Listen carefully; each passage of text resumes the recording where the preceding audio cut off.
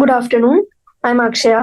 I had an All India rank of 2627 in the year 2020, and now I'm doing third year MBBS in AIMS Nagpur. Today we'll be continuing with the part 2 of the chapter Molecular Basis of Inheritance. നമ്മൾ ഇന്നലെ എന്തൊക്കെ കണ്ടെന്ന് just ഒന്ന് brief ചെയ്ത് will get into today's ടുഡേസ് ടോപ്പിക്. ആദ്യം നമ്മൾ DNA RNA എന്താണ് പോളിന്യൂക്ലിയോടൈഡ്സ് ആണെന്ന് കണ്ടു. ആൻഡ് ഓരോ ഓർഗാനിസത്തിൽ എത്ര number of base pairs or nucleotides or content of human DNA എത്രയുണ്ടെന്ന് നമ്മൾ കണ്ടു, പഠിച്ചു. ആൻഡ് പോളിന്യൂക്ലിയോടൈഡ് ചെയിനിന്റെ ഫോർമേഷൻ പഠിച്ചു, വിത്ത് ഏതൊക്കെ ബോൺസ് ആണ് എവിടെയൊക്കെ. ആൻഡ് ഇത് നമ്മുടെ പോളിന്യൂക്ലിയോടൈഡ് ചെയിനിന്റെ ബാക്ക് ബോൺ ആണ് ഷുഗർ ആൻഡ് ഫോസ്ഫേറ്റും. ആൻഡ് അതിൽ നിന്ന് പ്രൊജക്ട് ചെയ്യുന്ന മോളിക്യൂൾസ് ആണ് എന്ത്, നൈട്രജൻ ബേസിസും. ആൻഡ് അത് കഴിഞ്ഞ് നമ്മൾ ഡബിൾ ഹെലിക്സ് മോഡൽ എങ്ങനെയാന്ന് കണ്ടു. ആൻഡ് ആ പ്രൊപ്പോസൽ ഓഫ് ഡബിൾ ഹെലിക്സ് മോഡലിൽ സാലിയൻ ഫീച്ചേഴ്സ് ഓഫ് DNA എന്തൊക്കെയാണ്, ആൻഡ് അവര് ആ പോളിന്യൂക്ലിയോടൈഡ് ചെയിനിൽ എങ്ങനെയാണ് അലൈൻ ചെയ്തിരിക്കുന്നതെന്ന് കണ്ടു. ആൻഡ് അതിലത്തെ adenine, thymine and guanine, cytosine ഇത്രയും സാധനങ്ങളുടെ അലൈൻമെന്റ് എങ്ങനെയാണ്, ബോണ്ടിങ് എങ്ങനെയാണ്, ഏത് ബോണ്ടാണെന്ന് നമ്മൾ പഠിച്ചു. അത് കഴിഞ്ഞ് നമ്മൾ കണ്ടത് നമ്മുടെ ഫ്രാൻസിസ് ക്രിക്ക് പ്രൊപ്പോസ് ചെയ്ത central dogma in the molecular biology. അത് ജസ്റ്റ് എങ്ങനെയാണ് DNA mRNA ഉണ്ടാവുന്നു, ആൻഡ് mRNA പ്രോട്ടീൻ, ഈ രീതിയിലാണ് ജനറ്റിക് ഇൻഫർമേഷൻ ഫ്ലോ ചെയ്യുന്നത് നമ്മൾ കണ്ടു. അത് കഴിഞ്ഞ് അടുത്ത ടോപ്പിക് നമ്മൾ പഠിച്ചത് പാക്കേജിംഗ് ഓഫ് DNA ഹെലിക്സ്, ന്യൂക്ലിയോസോം എന്താണ്, ന്യൂക്ലിയോയിഡ് എന്താണ്, ആൻഡ് ഈ രണ്ട് സാധനത്തിനോടും ന്യൂക്ലിയൻ കൺഫ്യൂസ്ഡ് ആവരുതെന്ന് പറഞ്ഞു. ആൻഡ് അത് കഴിഞ്ഞ് സെർച്ച് ഫോർ ജനറ്റിക് മെറ്റീരിയൽ, അതിലാദ്യം transforming principle by Frederick Griffith in the year 1928. And എങ്ങനെ ചെയ്തു അതിന്റെ ഡീറ്റെയിൽസ് ഒക്കെ നമ്മൾ ഇന്നലെ കണ്ടിരുന്നു. ഇത് കഴിഞ്ഞപ്പോൾ മനസ്സിലായി ട്രാൻസ്ഫർ ഓഫ് ജനറ്റിക് മെറ്റീരിയൽ നടക്കുന്നുണ്ട് എന്നുള്ള കാര്യം നമുക്ക് തീരുമാനമായി. പക്ഷെ അതിന്റെ ബയോകെമിക്കൽ ക്യാരക്ടറിസ്റ്റിക്സ് പഠിച്ചത് ആരുടെ, മക്ലിയോഡ്, ഏവറി ആൻഡ് മെക്കാർട്ടിയുടെ എക്സ്പെരിമെന്റ് വെച്ചായിരുന്നു. ആൻഡ് ഫൈനലി നമുക്ക് മനസ്സിലായി എന്ത്, ജനറ്റിക് മെറ്റീരിയൽ ഇസ് DNA. ഇനി ജനറ്റിക് മെറ്റീരിയൽ ഇസ് DNA എന്ന് അവർ ബയോകെമിക്കൽ ക്യാരക്ടറൈസേഷൻ വെച്ച് ജസ്റ്റ് ഒന്ന് പറഞ്ഞു. പക്ഷെ ഇത് unequivocal proof of DNA as genetic material എന്ന് വെച്ചാല് തർക്കം ഇല്ലാത്ത രീതിയിൽ എങ്ങനെ പ്രൂവ് ചെയ്തു DNA ആണ് ജനറ്റിക് മെറ്റീരിയൽ എന്ന്. അത് ആരുടെ എക്സ്പെരിമെന്റ് ആണ് പ്രൂവ് ചെയ്തത്? ഈ ടേം തന്നെയായിട്ട് ക്വസ്റ്റ്യൻ പേപ്പറിൽ ചോദിക്കാറുണ്ട്. അൺഇക്വിവോക്കൽ പ്രൂഫ് ആരാണ് കൊടുത്തത്? ആൻഡ് ആരുടെ എക്സ്പെരിമെന്റ് ആണ്? Alfred Hershey and Martha Chase. And ഇയറും ഇമ്പോർട്ടന്റ് ആണ്. ഇൻ ദ ഇയർ 1952 ഈ എക്സ്പെരിമെന്റ് ആര്, ഹെർഷി ആൻഡ് ചേസ് ചെയ്തത്.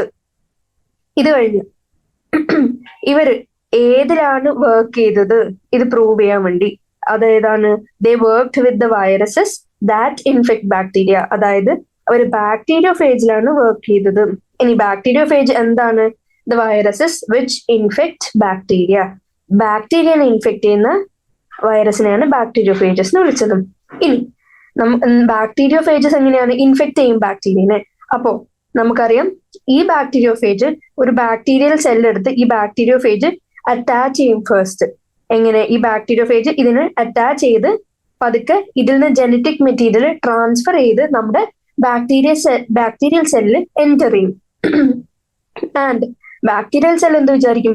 ഈ വന്ന ജനറ്റിക് മെറ്റീരിയൽ സ്വന്തം ജനറ്റിക് മെറ്റീരിയൽ ആണെന്ന് വിചാരിച്ച് അവരെ പതുക്കെ റെപ്ലിക്കേറ്റ് ചെയ്യാൻ തുടങ്ങും. അതായത് കൂടുതൽ കൂടുതൽ കൂടുതൽ ഉണ്ടാക്കാൻ തുടങ്ങും. എങ്ങനെ? ഈ ജനറ്റിക് മെറ്റീരിയൽ. ആൻഡ് അപ്പൊ എന്ത് സംഭവിക്കും? നമ്മുടെ bacterial cell is more contains more of the virus particles. Finally ഇതിനുള്ളിൽ വൈറൽ പാർട്ടിക്കിൾസ് നമ്പർ കൂടി വരാൻ തുടങ്ങും. ആൻഡ് നമ്മുടെ ഹെർഷി ആൻഡ് ചേസ് ചെയ്ത എന്താന്ന് വെച്ചാൽ അവർ ഡിസ്കവർ ചെയ്തു, അതായത് അവർ കൺഫേം ചെയ്തു വെദർ പ്രോട്ടീൻ ആണോ, നമ്മൾ മുമ്പ് വിശ്വസിച്ചിരുന്ന പോലെ പ്രോട്ടീൻ ആണോ അതോ DNA തന്നെയാണോ ആക്ച്വലി ഈ ബാക്ടീരിയോഫേജ് ഇൻഫെക്ട് ചെയ്യുമ്പോൾ ജനറ്റിക് മെറ്റീരിയലിന്റെ ഫോമിൽ എൻറ്റർ ചെയ്യുന്നതെന്ന് പ്രൂവ് ചെയ്യാൻ വേണ്ടിയാണ് ഈ എക്സ്പെരിമെന്റ് ചെയ്തത്. അപ്പൊ അവരെന്ത് ചെയ്തു? അവര് ഈ വൈറസസ്, ഏത് വൈറസസ്? ഈ ബാക്ടീരിയോഫേജിന്റെ വൈറസസിനെ ഒരു മീഡിയത്തില് അവര് കൾച്ചർ ചെയ്തു. ആ മീഡിയത്തിൽ എന്തുണ്ട്? Radio active phosphorus. ആൻഡ് വേറെ കുറച്ച് വൈറസസിനെ വേറെ മീഡിയത്തിൽ കൾച്ചർ ചെയ്തു. ആ മീഡിയത്തിൽ എന്തുണ്ടായിരുന്നു? Radio active sulphur. ഇനി ഇനി നമുക്കറിയാം DNA നമുക്ക് എന്തുണ്ടെന്ന് അറിയാം? ഫോസ്ഫേറ്റ് ഗ്രൂപ്പ്സ് ഉണ്ടെന്ന് അറിയാം. അപ്പോ അതിന് ഉണ്ടാക്കാൻ വേണ്ടി ഫോസ്ഫറസിന്റെ സഹായം വേണമെന്ന് പറയും. ഇതേപോലെ പക്ഷെ പ്രോട്ടീനിൽ ഫോസ്ഫറിന്റെ ആവശ്യം ഇല്ല. ആൻഡ് ഇതേപോലെ സൾഫർ ഏതിൽ വേണം? പ്രോട്ടീനിലുണ്ട്, പക്ഷെ DNA ഇല്ല. അപ്പോ അവർക്ക് വ്യക്തമായി ഡിസ്റ്റിങ്ഷൻ കണ്ടുപിടിക്കാൻ പറ്റും. വൈറസിന്റെ കയ്യിൽ നിന്ന് ബാക്ടീരിയയിൽ എൻ്റർ ചെയ്തത് പ്രോട്ടീൻ ആണോ അതോ DNA ആണോ എന്ന്. അപ്പോ കുറച്ച് ബാക്ടീരിയോഫേജ് ഇപ്പോ അവരുടെ കുറച്ച് ബാക്ടീരിയോഫേജ് റേഡിയോ ആക്റ്റീവ് ഫോസ്ഫറസിൽ വളർത്തിയപ്പോ അവരുടെ DNA എന്ത് വന്നു? അവരുടെ DNA മാത്രം റേഡിയോ ആക്റ്റീവ് ആയിട്ടുള്ള ഫോസ്ഫറസ് ഗ്രൂപ്പ് വന്നു. ആൻഡ് ബാക്കിയുള്ള റേഡിയോ ആക്റ്റീവ് സൾഫറിൽ കൾച്ചർ ചെയ്ത ബാക്ടീരിയന്റെ വൈറസസിന്റെ ജനറ്റിക് മെറ്റീരിയൽ എന്ത് വന്നു? അവരുടെ genetic material radio active genetic material അവരുടെ പ്രോട്ടീനേഷ്യസ് മെറ്റീരിയൽസിൽ എന്ത് വന്നു? റേഡിയോ ആക്റ്റീവ് സൾഫർ വന്നു. ആൻഡ് അപ്പൊ എന്ത് പറയുന്നു? ഈ viruses grown on radio active sulphur contained radioactive protein but not radioactive DNA because DNA does not contain sulfur. ഇതേപോലെ DNA സൾഫർ ഇല്ല, അതേമാതിരി DNA ഫോസ്ഫറസ് ഉണ്ട്. ആൻഡ് അഗൈൻ പ്രോട്ടീനിൽ സൾഫർ ഉണ്ട്, പക്ഷെ പ്രോട്ടീനിൽ എന്ത് വേണ്ട? ഫോസ്ഫറസ് വേണ്ട. അപ്പൊ എന്ത് മനസ്സിലായി? ഏതിന്റെ റേഡിയോ ആക്ടിവിറ്റി ആണോ കാണിക്കുന്നത് അപ്പൊ അതിനനുസരിച്ച് നമുക്ക് കണ്ടുപിടിക്കാൻ പറ്റും DNA ആണോ പുതിയ ബാക്ടീരിയൽ സെല്ല് വന്നത്, അല്ല പ്രോട്ടീൻ ആണോ നമുക്ക് മനസ്സിലാവും. അപ്പൊ ഇനി എന്ത് ചെയ്തു? ഈ റേഡിയോ ആക്റ്റീവ് ഫേജസ് എന്ത് ചെയ്യാൻ അനുവദിക്കപ്പെട്ടു? അറ്റാച്ച് ചെയ്യാൻ, അതായത് ബേസിക്കലി ഇൻഫെക്ട് ചെയ്യാൻ. ഏത്? അവര് ഓൾറെഡി ബാക്ടീരിയൽ ഇൻഫെക്ട് ചെയ്യുന്ന വൈറസ് ആണല്ലോ. അപ്പോ ഈ കൊളൈ ബാക്ടീരിയയില് ഇൻഫെക്ട് ചെയ്യാൻ വേണ്ടി അവര് അനുവദിച്ചു. അപ്പൊ നമ്മൾ എന്ത് കണ്ടു? ഇൻഫെക്ഷൻ പ്രൊസീഡ് ചെയ്തപ്പോ നമുക്ക് എന്തറിയാം? ജനറ്റിക് മെറ്റീരിയൽ ആണ് ട്രാൻസ്ഫർ ചെയ്യാൻ നമുക്കറിയാലോ. അതുപോലെ എന്ത് ചെയ്തു? Viral coats were removed from the bacteria. ഈ ബാക്ടീരിയയിൽ നിന്ന് അറ്റാച്ച് ചെയ്ത വൈറൽ കോട്ട് റിമൂവ് ചെയ്യിപ്പിച്ചു. ആൻഡ് എങ്ങനെ? ബ്ലെൻഡറിൽ അവരെ ജസ്റ്റ് ഒന്ന് അജിറ്റേറ്റ് ചെയ്തിട്ട്. ആൻഡ് ഈ virus particles were separated from the bacteria. എങ്ങനെ? സെൻട്രിഫ്യൂഗേഷൻ വഴി ഈ വൈറസ് ബാക്ടീരിയൽ പാർട്ടിക്കിൾസിനെ സെപ്പറേറ്റ് ചെയ്തു. ഇതെന്തിനാ ചെയ്തത്? ഫസ്റ്റ് ഈ ഡയഗ്രം നോക്കിയാൽ മനസ്സിലാവും. ഈ ബാക്ടീരിയോഫേജ് വന്ന് ഈ കളർ ഡിഫറൻസ് ആദ്യം ശ്രദ്ധിക്കുക. ഈ വൈറൽ കോട്ടിലെ റെഡിന്റെ മീനിങ് എന്താ? അതിന്റെ മീനിങ് അതില് റേഡിയോ ആക്റ്റീവ് സൾഫർ ആണ് ഉള്ളത്. അപ്പൊ നമുക്കറിയാം ഈ ബാക്ടീരിയോഫേജിന്റെ കോട്ട് പ്രോട്ടീനേഷ്യസ് കോട്ടാണ്. ആൻഡ് ഈ പ്രോട്ടീനേഷ്യസ് കോട്ടിൽ എന്തുണ്ടാവും? റേഡിയോ ആക്റ്റീവ് സൾഫർ ഉണ്ടാവും. അതേമാതിരി റേഡിയോ ആക്റ്റീവ് ഫോസ്ഫറസിൽ വളർത്തിയ ബാക്ടീരിയോഫേജസിന്റെ DNA ആയിരിക്കും എന്ത്? Radio active. അപ്പോ ആ DNA ആണ് റേഡിയോ ആക്റ്റീവ് എങ്കിൽ എന്ത് കാണും? ഡിഫറൻസ് കാണും ഫ്രം റേഡിയോ ആക്റ്റീവ് സൾഫറിന് കൾച്ചർ ചെയ്ത ബാക്ടീരിയോഫേജസിനെ കാട്ടി. ഇനി എന്ത് ചെയ്തു? ആദ്യം ഇൻഫെക്ട് ചെയ്യിപ്പിച്ചു. ഫസ്റ്റ് സ്റ്റെപ്പ് ഇൻഫെക്ഷൻ കഴിഞ്ഞ് ബ്ലെൻഡിങ് നടത്തുമ്പോൾ അവരെന്താ ഉദ്ദേശിക്കുന്നത്? ഈ പുറത്തുള്ള എക്സ്ട്രാ പാർട്ടിക്കിൾസ് ഒക്കെ മാറി നമുക്ക് ജസ്റ്റ് ജനറ്റിക് മെറ്റീരിയലും ബാക്ടീരിയനെയും മാത്രം മതി. അങ്ങനെ ആ വൈറൽ കോട്ട് സെപ്പറേറ്റ് ചെയ്യാൻ വേണ്ടി ബ്ലെൻഡ് ചെയ്തു. ഇനി ബ്ലെൻഡ് ചെയ്തിട്ട് എന്ത് ചെയ്തു? സെൻട്രിഫ്യൂഗ് ചെയ്ത് കംപ്ലീറ്റ്ലി സെപ്പറേറ്റ് ചെയ്ത് വെച്ചു. ഏത്? ഈ വൈറൽ പാർട്ടിക്കിൾസിനും ബാക്ടീരിയൽ പാർട്ടിക്കിൾസിനും കംപ്ലീറ്റ്ലി സെപ്പറേറ്റ് ചെയ്തു. ആൻഡ് നമ്മള് റേഡിയോ ആക്ടിവിറ്റി ഡിറ്റക്ട് ചെയ്യാൻ നോക്കിയപ്പോ എന്ത് കണ്ടു? സെൽസിൽ റേഡിയോ ആക്ടിവിറ്റി ഇല്ല. കാരണം എന്താ? സെൽസിൽ എന്തേ ഉള്ളൂ? DNA മാത്രമേ ഉള്ളൂ. ആൻഡ് ഇവിടെ നമ്മൾ റേഡിയോ ആക്റ്റീവ് സൾഫറിൽ വളർത്തിയ ബാക്ടീരിയോഫേജസിനെ ആയിരുന്നു ഇൻഫെക്ട് ചെയ്യിപ്പിച്ചിരുന്നത്. പക്ഷെ വൈറൽ കോട്ടിങ്ങിൽ എന്ത് എംബെഡഡ് ആയി? നമ്മുടെ radio active sulphur. But which got removed ഏത് പ്രോസസ്സിൽ? ബ്ലെൻഡിങ്ങിലും സെൻട്രിഫ്യൂഗേഷനിലും. അപ്പൊ നമുക്ക് കിട്ടുന്ന സെൽസിൽ എന്തുണ്ടാവില്ല? റേഡിയോ ആക്റ്റീവ് സൾഫർ ഉണ്ടാവില്ല. പക്ഷെ സൂപ്പർ നൈറ്റ് എന്ന് പറഞ്ഞാൽ പൊന്തി നിൽക്കുന്ന സാധനം, ഏറ്റവും മേലെ നിൽക്കുന്ന സെൻട്രിഫ്യൂഗേഷൻ കഴിഞ്ഞ് സെപ്പറേറ്റ് ആയ മറ്റേ പാർട്ട് സൂപ്പർ നൈറ്റിൽ നമുക്ക് റേഡിയോ ആക്റ്റീവ് സൾഫർ ഡിറ്റക്റ്റഡ് ആയി. അതിനർത്ഥം എന്താ?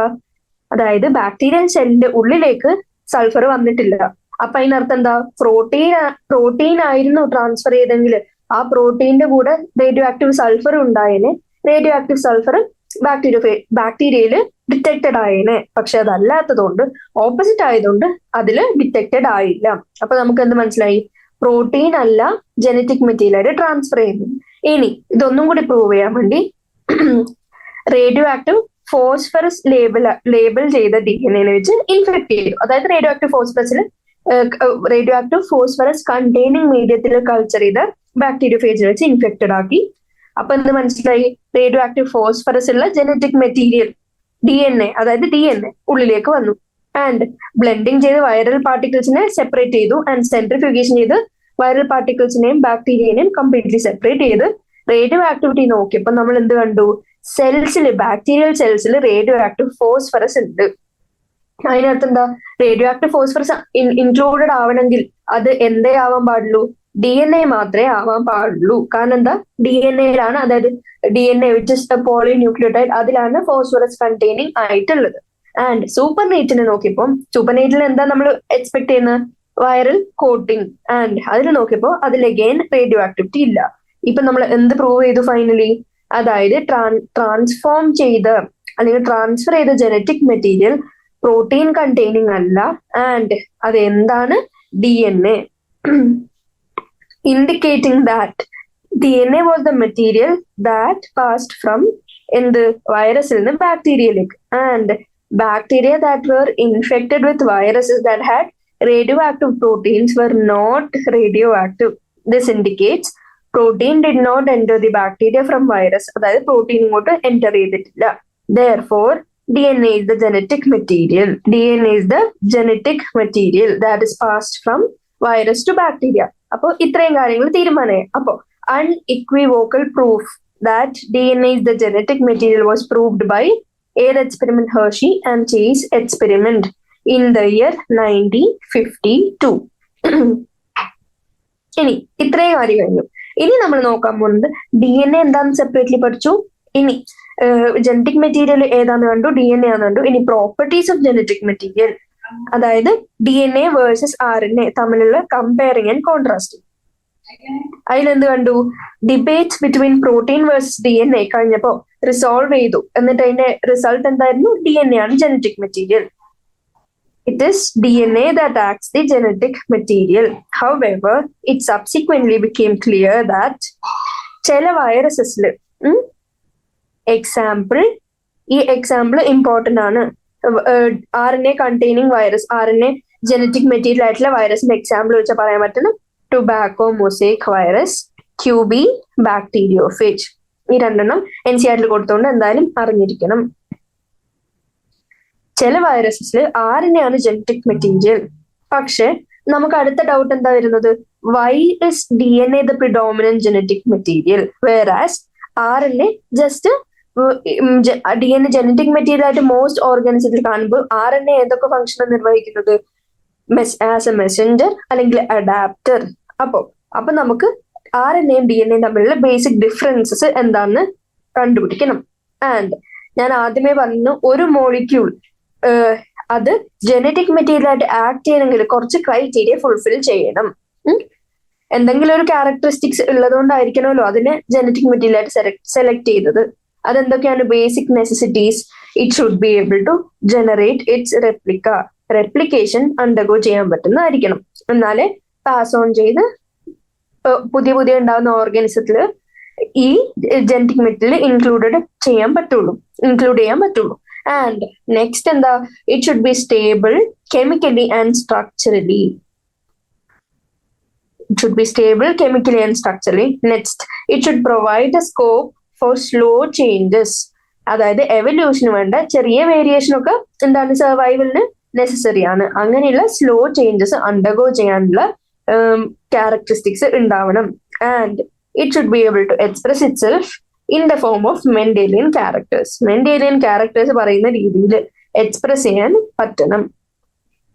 അതിൽ നിന്ന് ഡീവിയേഷൻ കാണിക്കരുത്. അപ്പോ ഒരു മോളിക്യൂൾ ജനറ്റിക് മെറ്റീരിയൽ ആവാനുള്ള 4 ക്രൈറ്റീരിയ നമ്മൾ കണ്ടു. ഏത്? റെപ്ലിക്കേഷൻ വേണം, കെമിക്കലി ആൻഡ് സ്ട്രക്ചറലി സ്റ്റെബിലിറ്റി വേണം, സ്ലോ ചേഞ്ചസ് അണ്ടർഗോ ചെയ്യാനുള്ള സ്കോപ്പ് വേണം, ആൻഡ് ഫൈനലി മെൻഡേലിയൻ ക്യാരക്ടേഴ്സിനെ അനുസരിച്ചിട്ട് ചെയ്യാൻ പാടുള്ളൂ. ആൻഡ് അപ്പോ നമ്മൾ ഇത്രയും കാര്യങ്ങൾ നോക്കുമ്പോൾ നമുക്ക് മനസ്സിലാവും ഏത്? നമ്മുടെ ബേസ് പെയറിങ്ങും കോംപ്ലിമെന്റാരിറ്റിയും വെച്ച് നമ്മൾ ബേസ് പെയറിങ്ങും കോംപ്ലിമെന്റാരിറ്റിയും ഡബിൾ ഹെലിക്സ് മോഡലിൽ ഡിസ്കസ് ചെയ്തിരുന്നു. അപ്പോൾ അത് വെച്ച് എന്ത് കാണാം?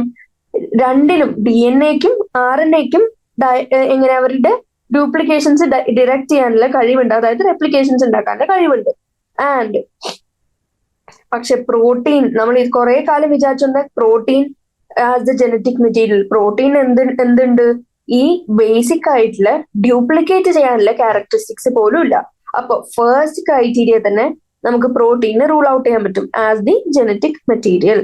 ആൻഡ് അപ്പൊ ഫസ്റ്റ് എന്തായി, ഫസ്റ്റ് ക്രൈറ്റീരിയ ഡിസ്കസ്ഡ് ആയി ആൻഡ് പ്രോട്ടീൻസിനെ റൂൾ ഔട്ട് ചെയ്തു. ഇനി അടുത്ത എന്താണെന്ന് വെച്ചാൽ genetic material should be stable enough not to change with different stages of life cycle. നമുക്കറിയാം ഒരു ഓർഗാനിസത്തിന്റെ ഉണ്ടാവുന്ന തൊട്ട് അതിന്റെ ഹോൾ പ്രോസസ് ഓഫ് ഗ്രോത്തിലും ഏജിങ്ങിലും ഡിഫറെന്റ് സ്റ്റേജസ് ഓഫ് ലൈഫ് സൈക്കിളിലും ആൻഡ് ഡിഫറെന്റ് ഫിസിയോളജിക്കൽ സ്റ്റേറ്റ്സിലും ഈ ജനറ്റിക് മെറ്റീരിയൽ ചേഞ്ച് ചെയ്തുകൊണ്ടിരുന്നാൽ അതിന് സ്റ്റെബിലിറ്റി ഇല്ലാണ്ടാവും. പക്ഷെ നമുക്കറിയാം stability is one of the properties of genetic material which was very evident in Griffith's transforming principle. അതിലെന്ത് മനസ്സിലായി, ഹീറ്റ് ഉപയോഗിച്ച് കിൽ ചെയ്ത ബാക്ടീരിയക്കും ഈ ജനറ്റിക് മെറ്റീരിയലിനെ ഇല്ലാണ്ടാക്കാൻ പറ്റിയില്ല. അപ്പൊ അത് എത്രത്തോളം സ്റ്റേബിൾ ആണെന്ന് നമുക്ക് മനസ്സിലായി. അതുകൊണ്ടാണ് അത് ആർ സ്ട്രെയിനിലേക്ക് ട്രാൻസ്ഫോം ചെയ്ത് ആ മൈസിനെ ഫൈനലി കിൽ ചെയ്യാൻ പറ്റിയത്. അപ്പോ ജനറ്റിക് മെറ്റീരിയൽ സ്റ്റേബിൾ ആയിരിക്കണം. അത് നമ്മൾ ഗ്രിഫിത്തിന്റെ ട്രാൻസ്ഫോമിംഗ് പ്രിൻസിപ്പിൾ വെച്ച് തന്നെ പ്രൂവ് ചെയ്തിരുന്നു. ആൻഡ് നമുക്ക് ഡി എൻ എയും ആർ എൻ എയും നമുക്ക് ആദ്യം മനസ്സിലായി ജനറ്റിക് മെറ്റീരിയൽ സ്റ്റേബിൾ ആയിരിക്കണം എന്ന് മനസ്സിലായി. And D N A R എയും തമ്മിൽ ഡിഫറൻസസ് നോക്കുമ്പോൾ എന്ത് മനസ്സിലായി, നമ്മുടെ ഡി എൻ എയില് 2 സ്ട്രാൻഡും കോംപ്ലിമെന്റാരിറ്റി കാണിക്കുന്നുണ്ട്. And even if they are separated by heating, അവരെങ്ങനെ അപ്രോപ്രിയേറ്റ് കണ്ടീഷനിൽ അഗെയിൻ ദേ കം ടുഗെദർ. അപ്പൊ അതിന്റെ സ്റ്റെബിലിറ്റി എന്തെന്ന് മനസ്സിലായി, നല്ല സ്റ്റെബിലിറ്റി ഉണ്ടെന്ന് മനസ്സിലായി. ആൻഡ് ഫെർദർ ഈ 2'OH ഗ്രൂപ്പ്, നമുക്കറിയാം ആർ എൻ എയും ഡി എൻ എയും തമ്മിലുള്ള മെയിൻ ഡിഫറൻസ് എന്തായിരുന്നു, 2' കാർബണിൽ ഉള്ള ഒരു OH ഗ്രൂപ്പിന്റെ ഡിഫറൻസ് ആയിരുന്നു. And further the 2'OH group present every nucleotide in R N A. അവര് ആർ എൻ എനെ എന്താക്കി, അവര് ലയബിൾ ടു റിയാക്ഷൻ, അതായത് റിയാക്റ്റീവ് ആയിട്ടുള്ള ഒരു ഗ്രൂപ്പ് ആക്കി മാറ്റി ആർ എൻ എനെ. അപ്പൊ എന്തായി, ആർ എൻ എ ലബൈലായി, അതായത് ലെസ് സ്റ്റേബിൾ ആയി ആൻഡ് ഈസിലി ഡീഗ്രേഡബിൾ ആയി. അങ്ങനെ R N A D N എയും നമ്മൾ മെഷർ ചെയ്തപ്പോ അല്ലെങ്കിൽ കമ്പയർ ആൻഡ് കോൺട്രാസ്റ്റ് ചെയ്തപ്പോ കുറച്ചും കൂടി സ്റ്റെബിലിറ്റി ആര് കാണിക്കുന്നത് മനസ്സിലായി, ഡി എൻ എ കാണിക്കുന്നത് മനസ്സിലായി. ആൻഡ് ഇത് കൂടാണ്ട് നമുക്കറിയാം കാറ്റലിറ്റിക് ആയിട്ടുള്ള ഒരു പ്രോപ്പർട്ടിയും കൂടി ആർ എൻ എക്ക് ഉണ്ട്. ആൻഡ് ഹെൻസ് അവരെന്തായി, കൂടുതൽ റിയാക്റ്റീവും ആയി. അപ്പൊ നമുക്ക് ഫൈനലി എന്ത് കിട്ടി, D N A chemically less റിയാക്റ്റീവും സ്ട്രക്ചറലി മോർ സ്റ്റേബിളും ആയി ഏതിനെ കാട്ടിയും, ആർ എൻ എ കാട്ടിയും. അപ്പൊ നമുക്ക് എന്ത് മനസ്സിലായി, among the 2 nucleic acids D N എയും ആർ എൻ എയും തമ്മിൽ D N A is the better genetic material. ഇത്രയും കാര്യങ്ങൾ മനസ്സിലായി. അതിന്റെ കാരണം എന്താ, D N A is the better genetic material എന്ന് പറയാൻ കാരണം ഒന്നാമത്തത് 2'OH ഗ്രൂപ്പ് ആർ എൻ എയിൽ ഉള്ളതുകൊണ്ട് അത് കൂടുതൽ ലബൈലായി. ആൻഡ് കാറ്റലിറ്റിക് പ്രോപ്പർട്ടി ഉള്ളതുകൊണ്ട് അത് കൂടുതൽ റിയാക്റ്റീവ് ആയി. ഇത്രയും കാര്യങ്ങൾ കൊണ്ട് D N A is the better genetic material എന്ന് പറഞ്ഞു. ഇനി അടുത്ത പോയിന്റ്, ഇതേ പോയിന്റിനെ സബ്സ്റ്റാൻഷിയേറ്റ് ചെയ്യാൻ അടുത്ത പോയിന്റ് എന്താ, the presence of thymine at the place of uracil. എന്താണ്, നമുക്കറിയാം ആർ എൻ എയിൽ യുറാസിലും ഡി എൻ എയിൽ തൈമിനും ആണ്. അതുകൊണ്ട് ആ ഗ്രൂപ്പിന്റെ സ്റ്റെബിലിറ്റിയും കൂടെ കുറച്ചും കൂടി കൂടുതലായതുകൊണ്ട് അഡീഷണൽ സ്റ്റെബിലിറ്റി കിട്ടി ഏതിന്, ഡി എൻ എക്ക്. അപ്പോ തൈമിനും യുറാസിലും തമ്മിലുള്ള ഡിഫറൻസും കൂടി എന്തിനെ ഹെൽപ്പ് ചെയ്തു, ഡി എൻ എയുടെ അഡീഷണൽ സ്റ്റെബിലിറ്റിനെ ഹെൽപ്പ് ചെയ്തു. ആൻഡ് അടുത്ത പോയിന്റ് എടുത്ത് നോക്കുമ്പോൾ മ്യൂട്ടേഷന്റെ സ്കോപ്പ് നോക്കുമ്പോൾ both D N A and R N A are able to mutate. In fact R N A കുറച്ചുകൂടി അൺസ്റ്റേബിൾ ആണ്. അപ്പൊ ഒരു കുറച്ച് ഫാസ്റ്റർ റേറ്റിൽ മ്യൂട്ടേഷൻ നടക്കാൻ സാധ്യതയുണ്ട്. ആൻഡ് ഒന്നും കൂടി നമുക്ക് മനസ്സിലായി, ഈ viruses which have R N A genome have shorter life span. അവർക്ക് ഷോർട്ടർ ലൈഫ് സ്പാൻ ആയതുകൊണ്ട് അവര് മ്യൂട്ടേറ്റും ഇവോൾവും കുറച്ചും കൂടി വേഗത്തിൽ നടത്തും. ആൻഡ് അപ്പൊ നമ്മൾ മ്യൂട്ടേഷന്റെ സ്കോപ്പ് നോക്കി.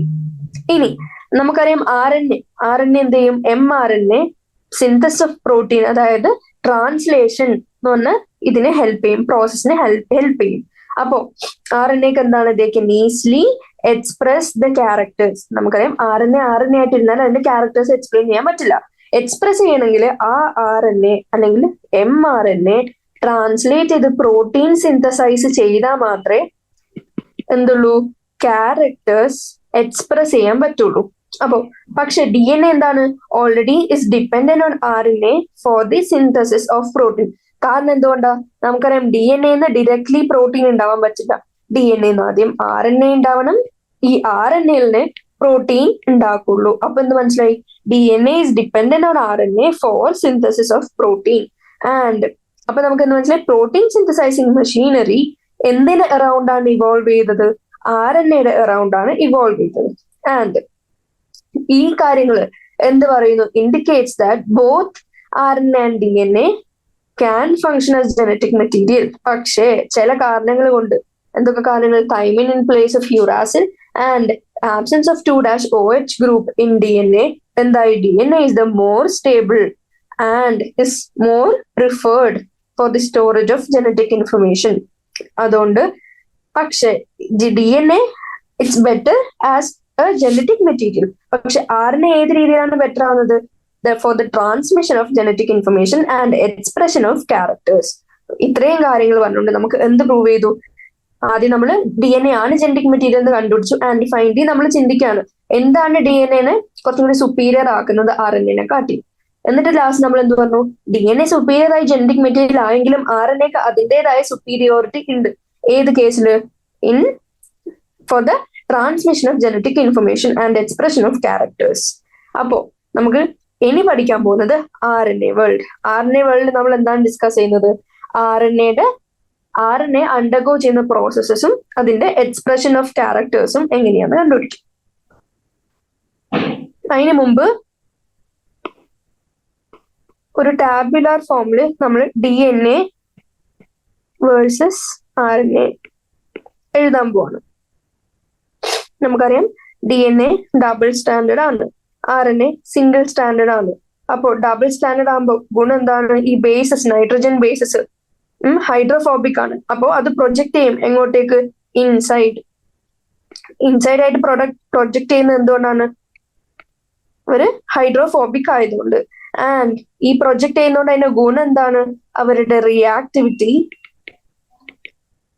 കുറയും. അപ്പോൾ സ്റ്റെബിലിറ്റി അതിനനുസരിച്ച് കൂടും. പക്ഷെ സിംഗിൾ സ്റ്റാൻഡേർഡ് RNA റിയാക്ടിവിറ്റി എങ്ങനെയാ? High reactivity. ഇനി ഷുഗർ എന്താണ് RNA? Sugar deoxyribose. പക്ഷെ RNA എങ്ങനെയാണ്? റൈബോസ് ഷുഗർ ആണ് പ്രസന്റ്. ആൻഡ് ഈ റൈബോസ് ഷുഗറിലെ 2-OH ഉള്ളതുകൊണ്ട് അഗെയിൻ റിയാക്ടിവിറ്റി കൂടുന്നു. ഇനി നൈട്രജൻ ബേസ് എടുത്ത് നോക്കിയാൽ തൈമിൻ ഉണ്ട്. തൈമിന്റെ വേറെ പേരെന്താ? 5-methyl uracil. പക്ഷെ RNA എങ്ങനെയാണ്? യുറാസിലാണ്. അഗെയിൻ ഈ യുറാസിലിന്റെ പ്രസൻസ് ഇൻക്രീസസ് ദ റിയാക്ടിവിറ്റി. ഇനി മ്യൂട്ടേഷന്റെ സ്കോപ്പ് നോക്കിയാൽ DNA സ്ലോ മ്യൂട്ടേഷനെ അണ്ടർഗോ ചെയ്യുള്ളൂ ആൻഡ് ലെസ് ചാൻസസ്. പക്ഷെ RNA എങ്ങനെയാ? മ്യൂട്ടേഷന്റെ റേറ്റ് ഫാസ്റ്റ് ആണ് ആൻഡ് മോർ ചാൻസസ്. ഇനി RNA അടുത്ത ക്യാരക്ടറിസ്റ്റിക്സ് ആയിട്ട് നമുക്കറിയാം ദേ ആക്ട് ആസ് എൻസൈംസ്. പക്ഷെ DNA എങ്ങനെയാണ്? They cannot act as enzyme. Biomolecules പറഞ്ഞിരുന്നു മോസ്റ്റ് ഓഫ് ദ പ്രോട്ടീൻസ് അല്ലെങ്കിൽ most of the enzymes proteinaceous ആണ്. പക്ഷെ ചില എൻസൈംസ് ഏതിൽ നിന്നും കൂടി ഉണ്ടാവുന്നുണ്ട്? RNA കൂടി ഉണ്ടാവുന്നുണ്ട്. അപ്പൊ ഇത്രയും കാര്യം കഴിഞ്ഞപ്പോ നമുക്ക് എന്ത് മനസ്സിലായി? DNA വേഴ്സസ് RNA തമ്മിലുള്ള ഡിഫറൻസസ് മനസ്സിലായി. ഇനി RNA വേൾഡ് നമ്മൾ എന്താണ് ഡിസ്കസ് ചെയ്യാൻ പോകുന്നത്? നമുക്കറിയാം RNAക്ക് അതിൻ്റെതായ ഗുണങ്ങളുണ്ട്, DNA അതിൻ്റെതായ ഗുണങ്ങളുണ്ട്. പക്ഷെ മോസ്റ്റ്ലി പ്രിഡോമിനന്റ്ലി DNA ആണ് ജനറ്റിക് മെറ്റീരിയൽ. എക്സെപ്റ്റ് ആദ്യ ചില ഓർഗാനിസത്തിൽ ഫസ്റ്റ് ജനറ്റിക് മെറ്റീരിയൽ ആയിട്ട് വന്നത് ആരായിരുന്നു? നമ്മുടെ വൈറസസിലൊക്കെ. അതായത് ഏറ്റവും ഫസ്റ്റ് മോസ്റ്റ് ടൈംസ് ഓഫ് എവല്യൂഷന്റെ സമയത്ത് ജനറ്റിക് മെറ്റീരിയൽ ആയിട്ട് വന്നത് RNA ആയിരുന്നു. അപ്പൊ അതിനെന്ത് പറഞ്ഞു? Which was the first genetic material? ഒരു MCQ ചോദിക്കുകയാണെങ്കിൽ അതിന്റെ ആൻസർ എന്തായിട്ട് വരും? RNA. ആൻഡ് അതുകൊണ്ട് തന്നെ എന്താ? ഫസ്റ്റ് RNA ആയിരുന്നു ജനറ്റിക് മെറ്റീരിയൽ. അപ്പോൾ ബാക്കിയുള്ള എല്ലാ ലൈഫ് പ്രോസസ്സസും like metabolism, translation, splicing etcetera, ഈ ബാക്കി എല്ലാ എസെൻഷ്യൽ ലൈഫ് പ്രോസസ്സും എന്തിന് അറൌണ്ട് ആണ് ഇവോൾവ് ചെയ്തു വന്നത്? RNA. And RNA use to act as a genetic material as well as a catalyst. അതായത് ചില ബയോകെമിക്കൽ റിയാക്ഷൻസ് ലിവിങ് സിസ്റ്റത്തിൽ ക്യാരി ഔട്ട് ചെയ്യാനുള്ള കാറ്റലിറ്റിക് പ്രോപ്പർട്ടി ആർക്കുണ്ട്? RNA ഉണ്ട്. ബട്ട് അടുത്തെന്താ പറയുന്നത്? RNA കാറ്റലിസ്റ്റ് ആയതുകൊണ്ട് തന്നെ അത് ഹൈലി റിയാക്റ്റീവും ഹൈലി അൺസ്റ്റേബിളും ആയി. ഈ കാരണം കൊണ്ട് എന്ത് മനസ്സിലായി? പതുക്കെ അടുത്തടുത്ത് ഉണ്ടാവുന്ന ഓർഗാനിസത്തിന് DNA ഇവോൾവ് ആയി വന്ന് instead of RNA genetic material ആയിട്ട് ഉണ്ടാവാൻ തുടങ്ങി. എങ്ങനെ? ചില കെമിക്കൽ മോഡിഫിക്കേഷൻസ്. ഈ കെമിക്കൽ മോഡിഫിക്കേഷൻസ് നമുക്കറിയാം ആദ്യം യുറാസിലായിരുന്നു. പക്ഷെ യുറാസിൽ 5-methyl യുറാസിലായിട്ട് തൈമിനായി ആൻഡ് DNA കുറച്ചും കൂടി സ്റ്റേബിൾ ഫോം ആയ തൈമിനായി നൈട്രജൻ ബേസ് ആയിട്ട്. ഇതാണ് RNA വേൾഡ്. RNA എങ്ങനെയാണ്? ഫസ്റ്റ് ജനറ്റിക് മെറ്റീരിയൽ ആയിരുന്നു and it acted as enzymes and RNA catalyst ആയിട്ടും ആക്ട് ചെയ്യുന്നുണ്ട്. പക്ഷെ അതിൻ്റെതായ റിയാക്ടിവിറ്റിയും സ്റ്റെബിലിറ്റി കുറവും കാരണം ഫൈനലി DNA ആയി എന്ത്? Predominant genetic material. ഇനി അടുത്ത ഇമ്പോർട്ടന്റ് പ്രോസസ് പഠിക്കാൻ പോകുന്നത് റെപ്ലിക്കേഷൻ. എന്താണ് റെപ്ലിക്കേഷൻ? നമുക്കറിയാം സ്റ്റാർട്ടിങ്ങിൽ സെൻട്രൽ ഡോഗ്മയിൽ പറയുന്ന സ്റ്റാർട്ടിങ്ങിൽ DNA again gives rise to DNA. അതായത് DNA അഗൈൻ DNA ഉണ്ടായി റെപ്ലിക്കേറ്റ് ചെയ്തുകൊണ്ടിരിക്കുക. എന്നാലേ എന്ത് പറ്റുള്ളൂ? റീപ്രൊഡക്ഷൻ മെയിൻറ്റെയിൻ ചെയ്ത് കൊണ്ടുപോകാൻ പറ്റുള്ളൂ. റീപ്രൊഡ്യൂസ് ചെയ്ത് പുതിയ ഓർഗാനിസത്തിലേക്ക് ജനറ്റിക് മെറ്റീരിയൽ ട്രാൻസ്ഫോം ചെയ്ത് കൊടുക്കാൻ പറ്റുള്ളൂ. While proposing the double helical structure for DNA, Watson and Crick had immediately proposed a scheme for replication of DNA. Along with double helical structure, Watson and Crick എന്തും കൂടി ചെയ്തു? Replication of DNAക്ക് വേണ്ടിയുള്ള സ്കീമും കൂടി propose ചെയ്തു. അവരെന്താ പറഞ്ഞത്? It has not escaped our notice that the specific pairing we have postulated immediately suggests a possible copying mechanism for the genetic material. അതായത് genetic material DNA ആണെന്ന് കണ്ടുപിടിക്കാൻ അല്ലെങ്കിൽ ഡബിൾ ഹെലിക്കൽ മോഡൽ DNA ഉണ്ടെന്ന് പറഞ്ഞതിന്റെ കൂടെ അവരൊന്നും കൂടി പറഞ്ഞു, ഈ കണ്ടുപിടുത്തങ്ങൾ DNA കുറിച്ചുള്ള കൂടുതൽ സ്റ്റഡീസ് എന്തിനും കൂടിയുള്ള സാധ്യത തുറന്നു വെച്ചു. അതായത് അവർക്കൊരു പോസിബിൾ കോപ്പിയിങ് മെക്കാനിസം ഉണ്ട്, എന്നാലേ അവർക്ക് റീപ്രൊഡ്യൂസ് ചെയ്ത് പുതിയ പുതിയ ഓർഗാനിസത്തിലേക്ക് പാസ് ഓൺ ചെയ്യാൻ പറ്റുള്ളൂ ഈ ജനറ്റിക് മെറ്റീരിയൽ.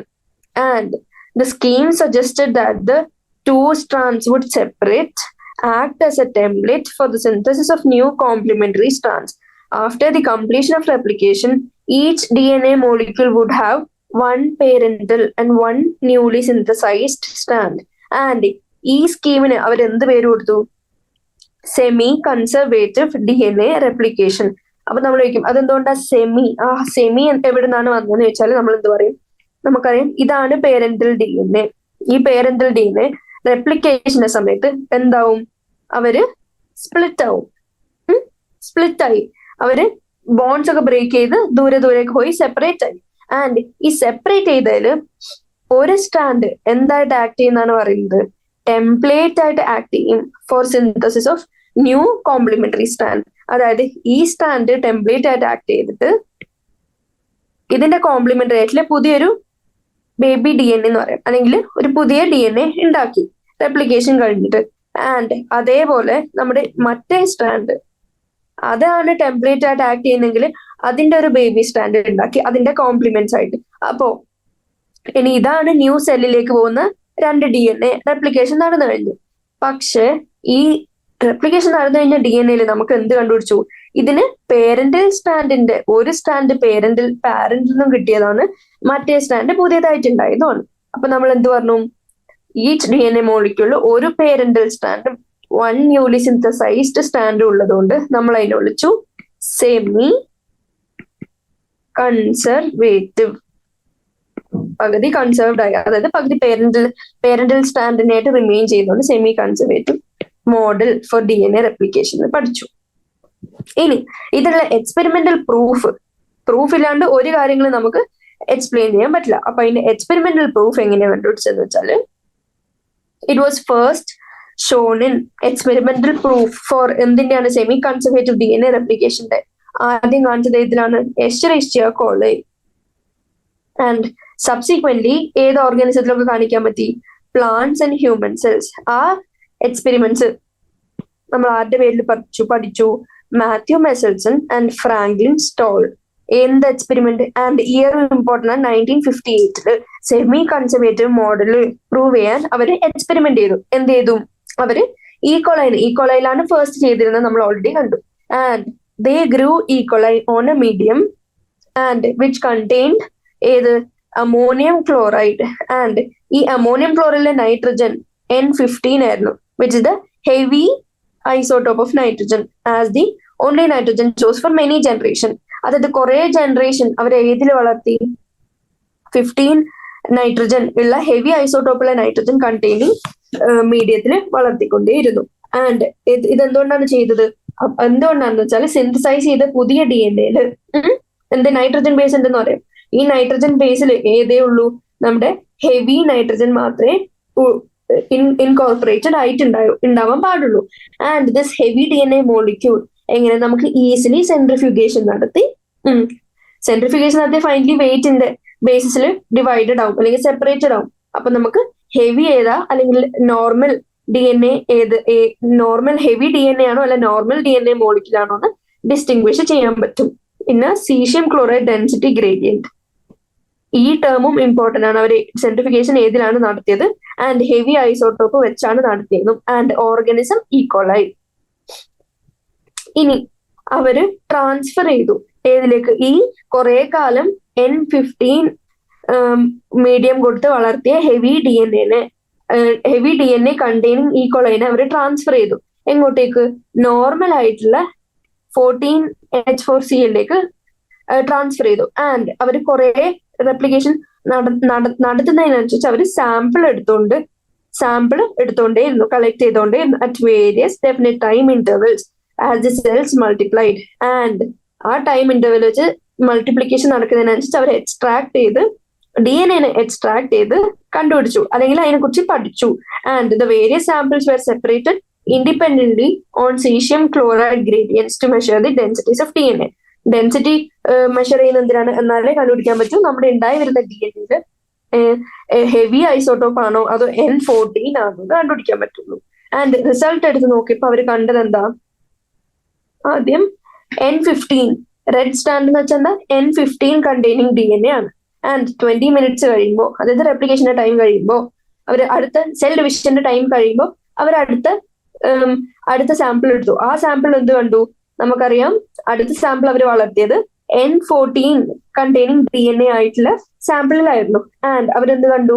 ഒന്നിന്റെ പേരന്റൽ സ്ട്രാൻഡായ N15ഉം പക്ഷെ മറ്റേ സ്ട്രാൻഡ് N14 കണ്ടെയ്നിങ് DNA ആയിരുന്നു.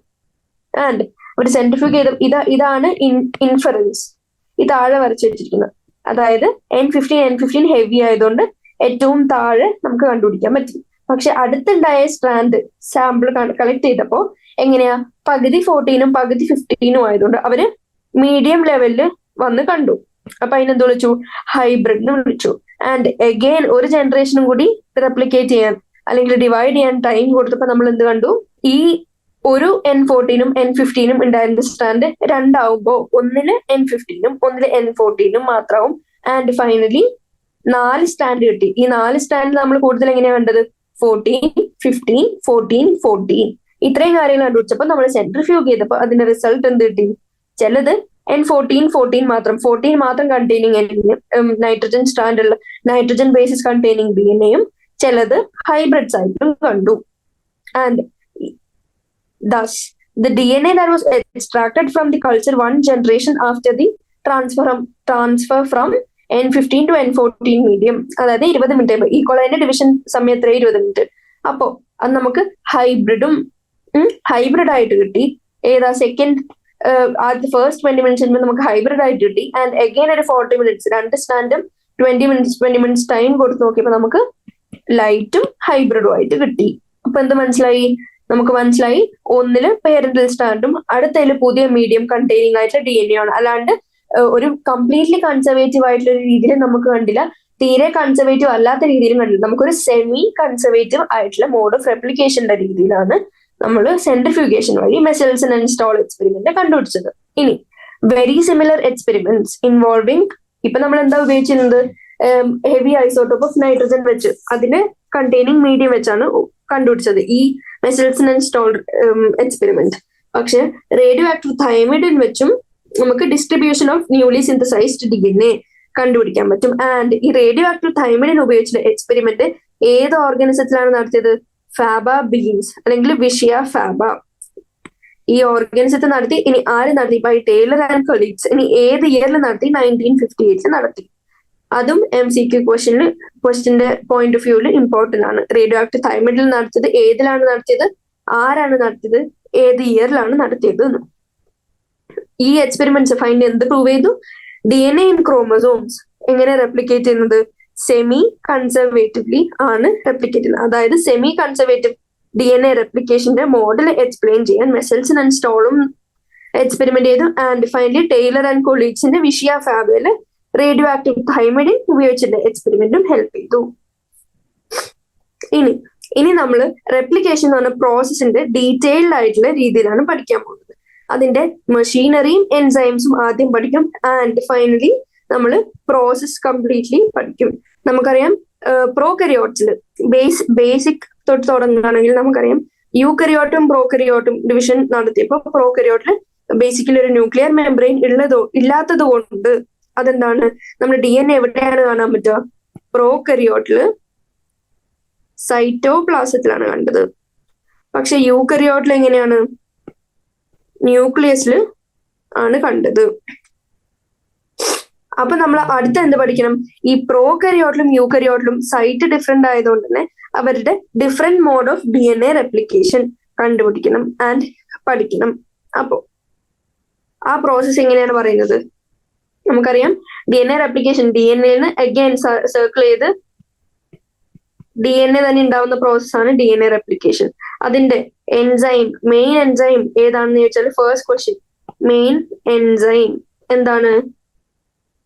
DNA dependent DNA polymerase. അത് DNA ഡിപ്പെൻഡന്റ് എന്തുകൊണ്ടാണ് പറയുന്നത്? കാരണം DNAയുടെ ആദ്യത്തെ പേരന്റൽ DNAയുടെ ഒരു സ്ട്രാൻഡ് ടെംപ്ലേറ്റ് ആയിട്ട് ആക്ട് ചെയ്ത് അവരുടെ ബേബി സ്റ്റാൻഡ് അല്ലെങ്കിൽ പുതിയ സ്റ്റാൻഡ് ഉണ്ടാക്കുന്നതുകൊണ്ട്. ആൻഡ് ഈ എൻസൈംസ് എങ്ങനെയാ? They are highly efficient as they have to catalyse എന്താണ്, ഒരു വെരി ലാർജ് നമ്പർ ഓഫ് ന്യൂക്ലിയോടൈഡ്സിനെ ചെറിയ സമയത്തിനുള്ളിൽ കാറ്റലൈസ് ചെയ്തുകൊണ്ട് ആ എൻസൈംസിന്റെ എഫിഷ്യൻസി എങ്ങനെയായിരിക്കും? ആദ്യം enzyme DNA dependent DNA polymerase ആണ് കണ്ടു. ആൻഡ് എൻസൈംസ് എങ്ങനെയെന്ന് കണ്ടു? ഹൈലി എഫിഷ്യന്റ് ആണ് കണ്ടു. ഒരു എക്സാമ്പിൾ എടുത്ത് നോക്കുകയാണെങ്കിൽ ഈ കൊളയില് നമുക്കറിയാം എത്ര ബേസ് പേഴ്സ് ഉണ്ട്? 4.6 × 10⁶.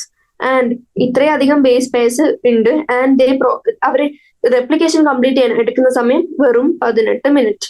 അതായത് ആവറേജ് റേറ്റ് ഓഫ് പോളിമറൈസേഷൻ എത്രയാണ്? പെർ സെക്കൻഡിൽ അറൌണ്ട് 2000 ബേസ് പേഴ്സ് അവർക്ക് ഉണ്ടാക്കണം, എന്നാലേ പുതിയ റെപ്ലിക്കേഷൻ പ്രോഡക്ട്സ് ഉണ്ടാവുള്ളൂ. പക്ഷെ നമുക്കറിയാം ഈ എൻസൈംസ് എഫിഷ്യന്റ് ആണ്, ഫാസ്റ്റ് ആണ്. പക്ഷെ അതിന്റെ കൂടെ എന്തും കൂടി വേണം? They need to have very high degree of accuracy. കാരണം ഏതെങ്കിലും രീതിയിൽ തെറ്റ് പറ്റിയാൽ ആ തെറ്റ് എന്തിന് റിസൾട്ട് ചെയ്യും? മ്യൂട്ടേഷനിൽ റിസൾട്ട് ചെയ്യും. And while discussing criteria for something to be a genetic material നമ്മൾ ഡിസ്കസ് ചെയ്തിരുന്നു. വിച്ച് ഷുഡ് അലൗ ഓൺലി എന്ത് സ്ലോ ചേഞ്ചസ്, അല്ലെങ്കിൽ മ്യൂട്ടേഷന്റെ റേറ്റ് ഭയങ്കര കുറവായിരിക്കണം. അപ്പൊ ഈ മിസ്റ്റേക്സ് അലൗഡ് അല്ല. ആൻഡ് അതും കൂടാണ്ട് അടുത്ത പോയിന്റ് എന്താണ്? ഹൈലി എഫിഷ്യന്റ് ആണ് and very less chance of mistakes, അതായത് ഹൈ ഡിഗ്രി ഓഫ് ആക്യുറസി. അതുകൂടാണ്ട് അടുത്ത പോയിന്റ് എന്താണ്? എനർജറ്റിക്കലി, അതായത് റെപ്ലിക്കേഷൻ നടക്കണമെങ്കിൽ എനർജറ്റിക്കലി നല്ല എക്സ്പെൻസീവ് ആയിട്ടുള്ള പ്രോസസ് ആണ്. അപ്പൊ നമുക്ക് അതിനുള്ള എനർജി വേണം. ഇനി ഈ എനർജി വരുന്നത് എവിടുന്നാണ്? Deoxyribonucleoside triphosphate. ഇവര് ഡുവൽ പർപ്പസ് സെർവ് ചെയ്യുന്നുണ്ട്. അപ്പൊ എനർജി ആരെന്നാണ് കിട്ടുന്നത്? നമ്മളിപ്പോ ഡിസ്കസ് ചെയ്യാൻ പോവാണ്. In addition to acting as substrates, അവരെന്തും കൂടി ചെയ്യും? They provide energy for polymerisation reaction.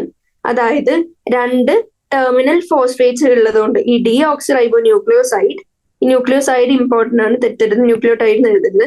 And അവർക്ക് 2 ടെർമിനൽ ഫോസ്ഫേറ്റ്സ് ഉള്ളതുകൊണ്ട് അവർക്ക് എന്താണ്? ഓൾമോസ്റ്റ് സെയിം ആസ് ATP ആണ്. And they are high energy phosphates. അപ്പൊ എന്താണ്? അതിനുള്ള എനർജി പ്രൊവൈഡ് ചെയ്യാൻ ആർക്ക് പറ്റും? ഡീഓക്സിറൈബോന്യൂക്ലിയോസൈഡ് triphosphate, 2 terminal phosphate.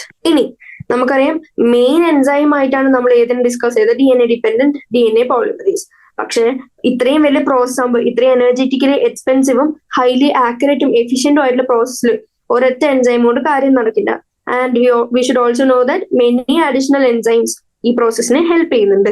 For long DNA molecules എങ്ങനെയാണ്, രണ്ട് സ്ട്രാൻഡ്സും DNA രണ്ട് സ്ട്രാൻഡ്സും നമുക്ക് കംപ്ലീറ്റ്ലി, അതായത് എൻറ്റയർ ലെങ്തിൽ സെപ്പറേറ്റ് ചെയ്യാൻ പറ്റില്ല. അതായത് ഇങ്ങനെ ഒരു ഹോൾ സ്ട്രാൻഡ് ഉണ്ടെങ്കിൽ നമുക്ക് ഈ ഹോൾ സ്ട്രാൻഡിനെ ഒറ്റയടിക്ക് സെപ്പറേറ്റ് ചെയ്യാൻ പറ്റില്ല. കാരണം എന്താണ്, ഇത്രയും ഇതിന്റെ നടുക്ക് ഇത്രയോ ബേസ് പെയർസും ബോൺസും ഫോം ചെയ്തിട്ടുണ്ട്. ഇതെല്ലാം ബ്രേക്ക് ചെയ്ത് കംപ്ലീറ്റ്ലി ബ്രേക്ക് ചെയ്യണമെങ്കിൽ ഹൈലി എനർജറ്റിക്കലി എക്സ്പെൻസീവ് ആവും. അത്രയും എനർജി എക്സ്പെൻഡ് ചെയ്യാൻ നമ്മുടെ കയ്യിൽ ഇല്ല, സ്പെയർ ചെയ്യാൻ ഇല്ലാത്തതുകൊണ്ട് നമ്മൾ എന്ത് ചെയ്യും, ഒരു ചെറിയൊരു പാർട്ട് മാത്രം, റെപ്ലിക്കേഷൻ എപ്പോഴും നടക്കുന്നത് ഒരു ചെറിയൊരു പാർട്ടിൽ മാത്രമാണ്. ആൻഡ് ഒരു സ്മോൾ ഓപ്പണിംഗിലാണ് ഏത് DNA ഹെലിക്സിൽ ഒരു ചെറിയ ഓപ്പണിംഗ് ഉണ്ടായി, അവിടെ മാത്രമേ റെപ്ലിക്കേഷൻ ഒക്കർ ചെയ്യുള്ളൂ. ആ റെപ്ലിക്കേഷൻ നടക്കുന്ന ഏരിയനെ നമ്മൾ വിളിച്ചു റെപ്ലിക്കേഷൻ ഫോർക്ക്. അപ്പൊ നമ്മുടെ അടുത്ത പോയിന്റ്, റെപ്ലിക്കേഷന്റെ അടുത്ത പോയിന്റ്, ഹോൾ ലെങ്തിൽ നടക്കില്ല, റെപ്ലിക്കേഷൻ ഫോർക്ക് എന്ന് പറയുന്ന ഓപ്പണിംഗിൽ മാത്രമേ നടക്കുന്നുള്ളൂ. ഇനി അടുത്ത പോയിന്റ് എന്താ വെച്ചാൽ, ഈ എൻസൈംസ് DNA ഡിപെൻഡന്റ് DNA പോളിമറൈസിന്റെ പ്രത്യേകത, അവർക്ക് പോളിമറൈസേഷൻ ഒരൊറ്റ ഡിറക്ഷനിൽ മാത്രമേ നടത്താൻ പറ്റുള്ളൂ. ദാറ്റ് ഇസ് 5' to 3' ഡിറക്ഷനിൽ. അപ്പോ ഈ ഒരൊറ്റ ഡിറക്ഷനിൽ നടത്താൻ പറ്റില്ല. അത് അടുത്ത point. Synthesis occurs in synthesis unidirectional ആണ്. അതെങ്ങനെ, 5' to 3'. പക്ഷെ യൂണി ഡിറക്ഷണൽ ആയതുകൊണ്ട് അതിന് കുറച്ച് അഡീഷണൽ കോംപ്ലിക്കേഷൻസ് ഉണ്ട്. ആ പ്രോസസ്സിനെ കുറച്ച് അഡീഷണൽ കോംപ്ലിക്കേറ്റ് ചെയ്യാൻ പറ്റുന്നുണ്ട്. അതെങ്ങനെ, കോൺസിക്വന്റ്ലി ഒരു സ്ട്രാൻഡില്, അതായത് ഒരു ടെംപ്ലേറ്റിനെ നമ്മൾ എടുത്തു, ആൻഡ് ആ ടെംപ്ലേറ്റിന് ഏത് പൊളാരിറ്റിയാണ്, 3' to 5' പൊളാരിറ്റി ഉള്ള സാധനത്തിനാണ് നമ്മൾ ടെംപ്ലേറ്റ് ആയിട്ട് എടുക്കുന്നത്.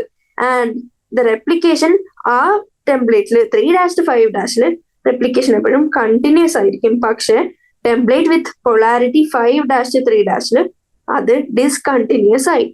ആൻഡ് ഈ ഡിസ്കണ്ടിന്യൂസ്ലി സിന്തസൈസ്ഡ് ഫ്രാഗ്മെന്റ്സ് എങ്ങനെയാണ്, ഫൈനലി നമുക്കറിയാം ഡിസ്കണ്ടിന്യൂസ് ആയിട്ട് പുതിയ ഫ്രാഗ്മെന്റ് ഉണ്ടായാൽ അതിനെ നമുക്ക് ആസ് സച്ച് നമുക്ക് പുതിയ ജനറ്റിക് മെറ്റീരിയൽ ആയിട്ട് അനൗൺസ് ചെയ്യാൻ പറ്റില്ല. അതിനെ ലേറ്റർ ജോയിൻ ചെയ്യണം ഈ മുറിഞ്ഞെടുത്ത്. അതിന് വരുന്ന സഹായിക്കുന്ന എൻസൈമാണ് DNA ലൈഗേസ്. അപ്പൊ നമ്മൾ ഇപ്പൊ ഡിസ്കസ് ചെയ്ത പോയിന്റ്, ഇങ്ങനെ രണ്ട് സ്ട്രാൻഡ് ഉണ്ട്, ആൻഡ് നമുക്ക് റെപ്ലിക്കേഷൻ നടക്കണമെങ്കിൽ നമ്മളൊരു ചെറിയൊരു ഏരിയ എടുത്തു, ചെറിയൊരു ഓപ്പണിംഗ്. അതായത് ഈ ഓപ്പണിംഗിൽ നമ്മൾ സ്ട്രാൻഡിനെ എന്ത് ചെയ്തു, സെപ്പറേറ്റ് ചെയ്തു. ആൻഡ് ബാക്കിയുള്ളത് അങ്ങനെ തന്നെ ഉണ്ട്. ഈ ഓപ്പണിംഗിൽ മാത്രമേ സ്ട്രാൻഡ് സെപ്പറേറ്റ് ചെയ്തിട്ടുള്ളൂ. ആൻഡ് നമുക്കറിയാം ഒരു ടെംപ്ലേറ്റിന്റെ ഡിറക്ഷൻ 3' to 5' ആണെങ്കിൽ അടുത്തതിന്റെ ഡിറക്ഷൻ എന്തായിരിക്കും, 5' to 3'. ആൻഡ് നമ്മുടെ DNA dependent DNA polymerase synthesise ചെയ്യുന്നത് ഏത് ഡിറക്ഷനാണ്, 5' to 3' ആയിരിക്കും. അപ്പൊ 3' to 5' ഉള്ള സ്റ്റാൻഡിൽ നമുക്ക് ഈസിലി കോംപ്ലിമെന്റാരിറ്റി ഉള്ളത് കൊണ്ട് തന്നെ 5' to 3' ആയിട്ട് നമുക്ക് പുതിയ DNA ഉണ്ടാക്കാം. പക്ഷെ ഇതേ സമയം ഓപ്പോസിറ്റ് സ്റ്റാൻഡ് ഹൂസ് ടെംപ്ലേറ്റിന്റെ ഡിറക്ഷൻ 5' to 3' ആകുമ്പോൾ നമുക്ക് എന്ത് പറ്റും, അവിടെ ഡിസ്കണ്ടിന്യൂസ് ആയിട്ടാണ് സ്റ്റാൻഡ്സ് ഉണ്ടാക്കുക. ആൻഡ് ഫൈനലി DNA ലൈഗേസ് വെച്ച് അത് ലൈഗേറ്റ് ചെയ്ത് ആ ഡിസ്കണ്ടിന്യൂറ്റി ഇല്ലാണ്ടാക്കും. ഇനി അടുത്ത പോയിന്റ്, ഇപ്പൊ നമ്മൾ ഫസ്റ്റ് അഡീഷണൽ എൻസൈമായ DNA ലൈഗേസിന്റെ ഇമ്പോർട്ടൻസ് കണ്ടു. DNA ലൈഗേസും കൂടി ഇതിനെ ഹെൽപ്പ് ചെയ്യുന്നുണ്ട് നമുക്ക് മനസ്സിലായി. ഇനി നമ്മൾ അടുത്ത പോയിന്റ് കാണാൻ പോകുന്നത്, ഒരു DNA റെപ്ലിക്കേറ്റ് ചെയ്യണം, DNA പോളിമറൈസസ് ആക്ട് ചെയ്യണം എന്നുണ്ടെങ്കിൽ ഈ ഇനീസിയേഷൻ എന്ന് പറഞ്ഞ സ്റ്റെപ്പിനെ നടത്താൻ ഈ DNA പോളിമറൈസസിനെ കൊണ്ട് പറ്റില്ല. And the replication just randomly ഏതെങ്കിലും ഒരു സ്ഥലത്ത് ഇനീഷ്യേറ്റ് ചെയ്യാനും പറ്റില്ല. ഒരു ഡെഫിനറ്റ് റീജിയൻ ഉണ്ട് വേർ റെപ്ലിക്കേഷൻ ഒറിജിനേറ്റ്. ആ റീജിയൻസിന്റെ പേരാണ് ഒറിജിൻ ഓഫ് റെപ്ലിക്കേഷൻ. അങ്ങനെയുള്ള ഒറിജിൻ ഓഫ് റെപ്ലിക്കേഷനിൽ മാത്രമേ എന്ത് ഇനീഷ്യേറ്റ് ചെയ്യാൻ പറ്റുള്ളൂ, റെപ്ലിക്കേഷൻ ഇനീഷ്യേറ്റ് ചെയ്യാൻ പറ്റുള്ളൂ. അപ്പൊ അടുത്ത point, origin of replication where initiation of replication begins. And ഈ പോയിന്റും കൂടി ഇമ്പോർട്ടന്റ് ആണ്. ഏത്, the DNA polymerases on their own cannot initiate the process of replication. അപ്പൊ നമ്മൾ DNA ഡിപെൻഡന്റ് DNA പോളിമറേസ് വന്ന് നമ്മുടെ സ്ട്രാൻഡിൽ എന്ത് ചെയ്യാൻ തുടങ്ങും, ഇൻസ്പെക്ട് ചെയ്യാൻ തുടങ്ങും. ഏതെങ്കിലും ഒരു പോയിന്റിൽ ഒറിജിൻ ഓഫ് റെപ്ലിക്കേഷൻ കണ്ടാലേ അവർക്ക് എന്ത് ചെയ്യാൻ പറ്റുള്ളൂ, ഇനീഷ്യേറ്റ് ചെയ്യാൻ പറ്റുള്ളൂ. അപ്പോ ഇങ്ങനെ ഇൻസ്പെക്ട് ചെയ്യണമെങ്കിൽ, അതായത് requirement of origin of replication, അപ്പൊ എന്ത് വേണം, It is because of the requirement of origin of replication that a piece of DNA, if needed to be propagated during recombinant DNA procedures, അവർക്ക് വെക്ടർ വേണം. ഈ vector എന്തിനാ help ചെയ്യുന്നത്? ഈ vector provide the origin of replication. അതായത് ബയോടെക്നോളജിയിൽ നമ്മൾ artificial എൻവയൺമെന്റിൽ DNA replication നടത്തുമ്പോൾ നമുക്ക് എന്തും കൂടി ഇട്ട് കൊടുക്കണം? വെക്ടർ എന്ന് പറയുന്ന സാധനം കൂടി ഇട്ട് കൊടുക്കണം. എന്തുകൊണ്ട്? കാരണം ഒറിജിൻ ഓഫ് റെപ്ലിക്കേഷൻ ഉണ്ടെങ്കിലേ നമ്മുടെ എൻസൈംസിന് ആക്ട് ചെയ്യാൻ പറ്റുള്ളൂ. And further, not every detail of replication is understood well. And next point പറയുന്നത്, യൂക്കറിയോട്സിൽ നമുക്കറിയാം റെപ്ലിക്കേഷൻ ഏത് ഫേസിലാണ് നടക്കുന്നത്? എസ് ഫേസ് ഓഫ് സെൽ സൈക്കിളാണ് നടക്കുന്നത്. And the replication of DNA and cell division cycle highly coordinated ആയിരിക്കണം. അതെന്തുകൊണ്ടാ പറയുന്നത്? അതായത് DNA റെപ്ലിക്കേഷൻ നടന്നു, DNA ഡബിൾ ആയി, ആൻഡ് DNA ഡബിൾ ആയി, ജനറ്റിക് മെറ്റീരിയൽ ഓൾറെഡി ഡബിൾ ആയി, പക്ഷെ സെൽ ഡിവിഷൻ നടക്കുന്നില്ല എങ്കിൽ പോളിപ്ലോയിഡിൽ റിസൾട്ട് ചെയ്യും. കാരണം എന്താ? മോർ ദൻ 1 DNA ഉണ്ട്, അല്ലെങ്കിൽ മോർ ദൻ 1 ജനറ്റിക് മെറ്റീരിയൽ ഉണ്ട്, പക്ഷെ സെൽ ഡിവിഷൻ നടന്നില്ല. അപ്പോൾ സെല്ല് സെയിം തന്നെയാണ്. ഒരേ സെല്ല് ചുമ്മാ വെറുതെ ഇരുന്നുകൊണ്ട് DNA റെപ്ലിക്കേഷൻ നടന്നുകൊണ്ടിരുന്നാൽ പോളിപ്ലോയിഡ്. ആ പോളിപ്ലോയിഡിനെ നമ്മളൊരു ക്രോമസോമൽ അനോമലി ആയിട്ടാണ് കണക്കാക്കുന്നത്. അപ്പോൾ ഇത്രയും കൊണ്ട് DNA റെപ്ലിക്കേഷൻ എന്ന് പറഞ്ഞ പ്രോസസ്സ് എക്സ്പ്ലെയിൻ ചെയ്തിരിക്കുകയാണ്. ഇതിലെ മെയിൻ പോയിന്റ്സ്, ഫസ്റ്റ് എന്താണ്?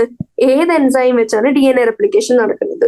ഏത് എൻസൈമാണ്? അതിലെ മെയിൻ എൻസൈം. ഒരൊറ്റ എൻസൈം കൊണ്ട് ഇത്രയും എനർജറ്റിക്കലി എക്സ്പെൻസീവ് ആയിട്ടുള്ള പ്രൊസീജിയർ ക്യാരി ഔട്ട് ചെയ്യാൻ പറ്റില്ല. അപ്പോ ഒരൊറ്റ എൻസൈം അല്ല, അതിലെ മെയിൻ എൻസൈം എന്ന് പറയുന്നത് DNA ഡിപെൻഡന്റ് DNA പോളിമറേസ് ആണ്. ആൻഡ് ഈ എൻസൈമിന്റെ പ്രത്യേകത എന്തൊക്കെ കണ്ടു?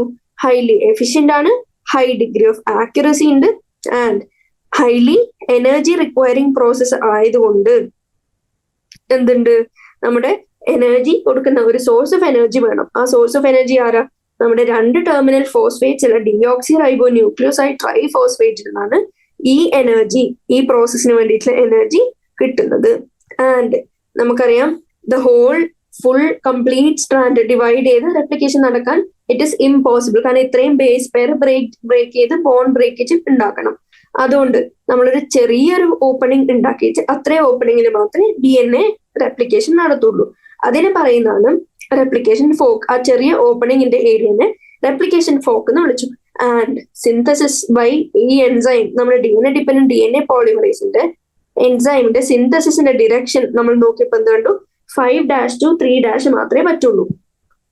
അപ്പോ നമ്മുടെ എൻസൈം ഈ അറ്റത്ത് വന്നിന്ന് ഇങ്ങനെ പോവാണ് റെപ്ലിക്കേറ്റ് ചെയ്യാൻ. അപ്പൊ ഇങ്ങോട്ട് പോകുമ്പോൾ 5' to 3' ഇവരുടെ റെപ്ലിക്കേഷൻ നടക്കുക. അപ്പൊ ഇവിടുന്ന് ഇങ്ങോട്ടുള്ള റെപ്ലിക്കേഷൻ നടക്കുന്നുണ്ട്. പക്ഷെ ഈ സൈഡിലെ സ്റ്റാൻഡിൽ, അതായത് 3' to 5' പൊളാരിറ്റിയിലെ സ്റ്റാൻഡിൽ ഇങ്ങനെയാണ് റെപ്ലിക്കേഷൻ നടത്തുന്നത്. കാരണം എന്താ? നമുക്കറിയാം 5' to 3' ഒരൊറ്റ സിംഗിൾ ഡിറക്ഷനിലെ ഇതിന്റെ റെപ്ലിക്കേഷൻ നടത്തുള്ളൂ. അപ്പൊ നമുക്ക് എന്ത് മനസ്സിലായി? ഈ ഡിറക്ഷൻ, അതായത് ഇവർ ട്രാവേഴ്സ് ചെയ്യുന്ന ഡിറക്ഷനിൽ, അതായത് ഈ എൻസൈം ട്രാവേഴ്സ് ചെയ്യുന്ന ഡിറക്ഷനിൽ ഒരു കണ്ടിന്യൂസ് സ്ട്രാൻഡും ഉണ്ടാവും. പക്ഷെ ഇതിന്റെ ഓപ്പോസിറ്റിൽ നടക്കുന്ന ഡിറക്ഷൻ ഡിസ്കണ്ടിന്യൂസ് ആവും. ആൻഡ് ഈ ഡിസ്കണ്ടിന്യൂസ് ആയിട്ടുള്ള സ്ട്രാൻഡിനെ ഫൈനലി ജോയിൻ ചെയ്ത് കൂട്ടിമുട്ടിക്കാൻ ആര് വരും? നമ്മുടെ DNA ലൈഗേസ് വന്ന് ഹെൽപ്പ് ചെയ്യും. ആൻഡ് നമ്മുടെ DNA ഡിപെൻഡന്റ് DNA പോളിമറേസിന് എന്തിനുള്ള കഴിവില്ല? തന്നെ സ്വന്തമായി ഇനീഷ്യേറ്റ് ചെയ്യാനുള്ള കഴിവില്ല. ആൻഡ് അതിനൊരു സ്പെസിഫിക് റീജിയൻ വേണം. ആ സ്പെസിഫിക് റീജിയനെ നമ്മൾ എന്ത് വിളിച്ചു? ORI എന്ന് വിളിച്ചു. അതായത് ഒറിജിൻ ഓഫ് റെപ്ലിക്കേഷൻ എന്ന് വിളിച്ചു. ഇനി യൂകരിയോട്ടും പ്രോകരിയോട്ടും തമ്മിലെ മെയിൻ ഡിഫറൻസ് നോക്കുമ്പോൾ നമുക്ക് എന്ത് മനസ്സിലാവും? അവരുടെ പ്രോകരിയോട്സിലെ ORI ഒരൊറ്റ എണ്ണേ ഉണ്ടാവുള്ളൂ. പക്ഷെ യൂകരിയോട്സിൽ മൾട്ടിപ്പിൾ ORI, അതായത് many ORI origin of replication കാണാൻ പറ്റും. ഇനി നമ്മൾ ഓൾറെഡി ഡിസ്കസ് ചെയ്തിരുന്നു ഡുവൽ പർപ്പസ്. ഏതിന്റെ? ഡിയോക്സി റൈബോ ന്യൂക്ലിയോസൈഡ് ട്രൈഫോസ്ഫേറ്റിന്. ആ ഡുവൽ പർപ്പസ് ഞാൻ പറയാൻ മറന്നുപോയി. എന്തൊക്കെയാണ് ഡുവൽ പർപ്പസ്? ഒന്ന്, സബ്സ്ട്രേറ്റ് ആയിട്ട് ആക്ട് ചെയ്യാൻ പറ്റും. ഏതിന്റെ? ഈ DNA റെപ്ലിക്കേഷന്റെ നമുക്കറിയാം പുതിയൊരു സ്ട്രാൻഡ് ഉണ്ടാക്കണമെങ്കിൽ നമുക്ക് ജസ്റ്റ് എൻവയൺമെന്റ് ഒരു സോഴ്സ് ഇല്ലാതെ നമുക്ക് പുതിയൊരു സ്ട്രാൻഡ് ഉണ്ടാക്കാൻ പറ്റില്ല. ഈവൻ ദോ കോംപ്ലിമെന്റാരിറ്റി റൂൾ വെച്ചാണ് കോംപ്ലിമെന്ററി സ്ട്രാൻഡ് ഉണ്ടാക്കുന്നെങ്കിലും ഒരു സ്റ്റാർട്ടിങ് മെറ്റീരിയൽ ഉണ്ടെങ്കിൽ അതിന് പുതിയ നൈട്രജൻ ബേസ് ആഡ് ചെയ്തിട്ടോ ന്യൂക്ലിയോടൈഡ്സ് ആഡ് ചെയ്തിട്ടോ പുതിയ ചെയിൻ ഉണ്ടാക്കാൻ പറ്റുള്ളൂ. അപ്പൊ അതിന് സബ്സ്ട്രേറ്റ് ആയിട്ട് ആര് വരുന്നു? ഡിയോക്സിറൈബോ ന്യൂക്ലിയോസൈഡ് ട്രൈഫോസ്ഫേറ്റ്. അതും കൂടാണ്ട് എനർജിയും ആര് പ്രൊവൈഡ് ചെയ്യുന്നുണ്ട്? ഡിയോക്സിറൈബോ ന്യൂക്ലിയോസൈഡ് ട്രൈഫോസ്ഫേറ്റ്. അപ്പൊ ഇത്രയും വന്നപ്പോ എന്ത് കഴിഞ്ഞു? നമ്മുടെ പ്രോസസ് ഓഫ് DNA റെപ്ലിക്കേഷൻ കഴിഞ്ഞു. ഇനി നമുക്ക് പഠിക്കുന്ന മെയിൻ ടോപ്പിക് ട്രാൻസ്ക്രിപ്ഷൻ. ട്രാൻസ്ക്രിപ്ഷൻ അത്യാവശ്യം ഇമ്പോർട്ടന്റും മോസ്റ്റ്ലി ക്വസ്റ്റ്യൻ ചോദിക്കുന്നതും ആയിട്ടുള്ളൊരു ടോപ്പിക്കാണ് ആൻഡ് ഒടുക്കത്തെ ഇമ്പോർട്ടന്റും ആണ്. ആൻഡ് അത് കഴിഞ്ഞ് ട്രാൻസ്ക്രിപ്ഷൻ പഠിച്ചു കഴിഞ്ഞ് നമ്മൾ യൂകരിയോട്ടിലും പ്രോകരിയോട്ടിലും ട്രാൻസ്ക്രിപ്ഷൻ എങ്ങനെയാണ് നടക്കുന്നത് വേറെ വേറെ രീതിയിൽ കാണും. ആൻഡ് അത് കഴിഞ്ഞ് നമുക്ക് ജനറ്റിക് കോഡിങ് എങ്ങനെയാണ് നടക്കുന്നത് അതിന്റെ ചില ഇമ്പോർട്ടന്റ് പോയിന്റ്സ് ഡിസ്കസ് ചെയ്ത്, മ്യൂട്ടേഷന്റെ കുറച്ച് ഇമ്പോർട്ടന്റ് പോയിന്റ്സും ഡിസ്കസ് ചെയ്ത്, ട്രാൻസ്ലേഷൻ അതായത് പ്രോട്ടീൻ സിന്തസിസും കൂടി ഡിസ്കസ് ചെയ്ത്, finally regulation of gene expression. Regulation of gene എക്സ്പ്രഷനും ക്വസ്റ്റ്യൻ ഓറിയന്റഡ് ആയിട്ടുള്ള പോർഷൻ ആണ്, ഇമ്പോർട്ടന്റ് ആണ്. അതും കൂടി ഡിസ്കസ് ചെയ്താൽ NCERT ക്വസ്റ്റ്യൻസും കൂടി ഡിസ്കസ് ചെയ്ത് നമ്മുടെ ചാപ്റ്റർ തീരും. അപ്പൊ ഇന്നത്തെ ക്ലാസ്സിൽ നമ്മൾ എന്ത് പഠിച്ചു? DNA റെപ്ലിക്കേഷനും പഠിച്ചു. അതിന് മുമ്പ് ജനറ്റിക് മെറ്റീരിയൽ DNA ആണെന്ന് പ്രൂവ് ചെയ്യാൻ ഹെൽപ്പ് ചെയ്ത കുറച്ച് മെസൽസൺ ആൻഡ് സ്റ്റോറിന്റെ എക്സ്പെരിമെന്റും ഹെർഷി ആൻഡ് ചേസിന്റെ unequivocal proof that DNA is a genetic മെറ്റീരിയലും നമ്മൾ കണ്ടു. അപ്പൊ ഇന്നത്തെ ക്ലാസ്സിൽ ഇത്രയേ ഉള്ളൂ. Thank U.